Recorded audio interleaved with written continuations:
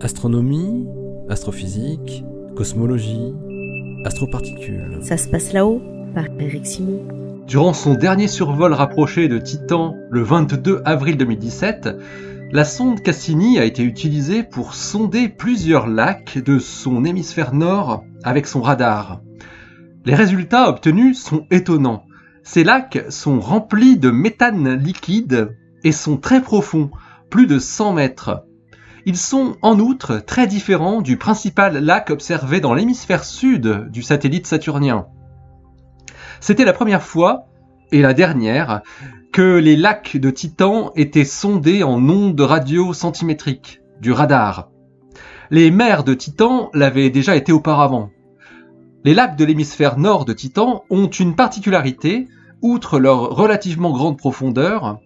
Ils sont situés à plusieurs centaines de mètres au-dessus du niveau des mers principales.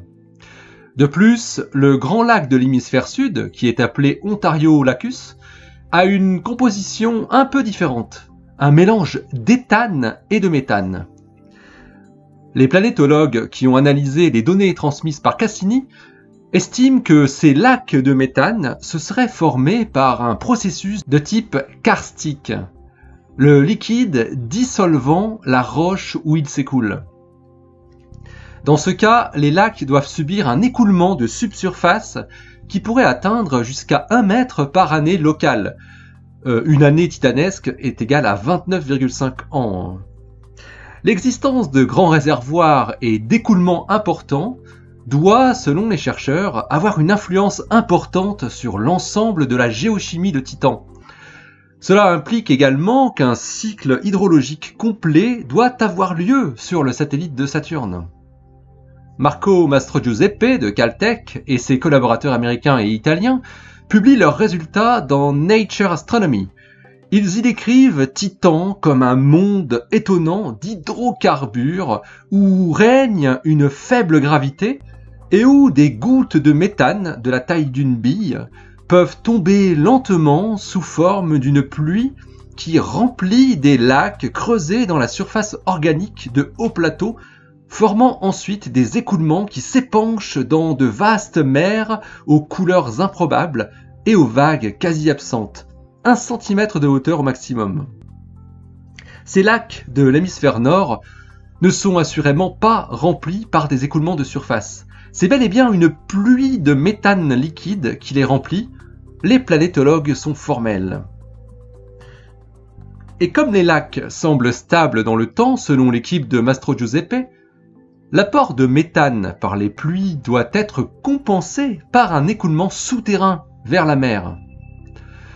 Par certains côtés, Titan ressemble donc à la Terre avec un cycle géologique du liquide, même si ce n'est pas le même.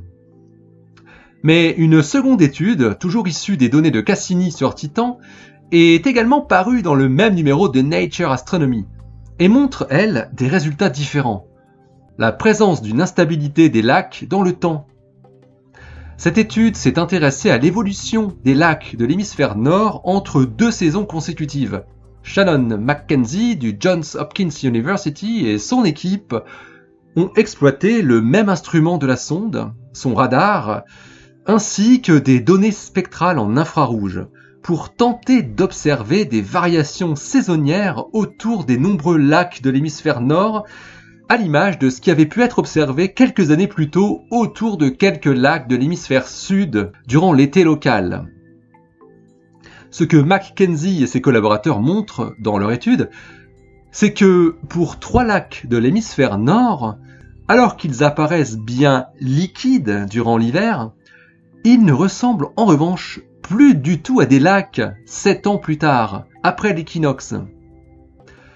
Les chercheurs en concluent ainsi que ces lacs pourraient ressembler à des étangs peu profonds, en contradiction avec les résultats de Mastrogiuseppe et ses collaborateurs. Ils déduisent également des contraintes concernant les échelles de temps de disparition des surfaces liquides dans les régions septentrionales de Titan, qui doivent affecter la taille et la longévité des réservoirs de méthane liquide.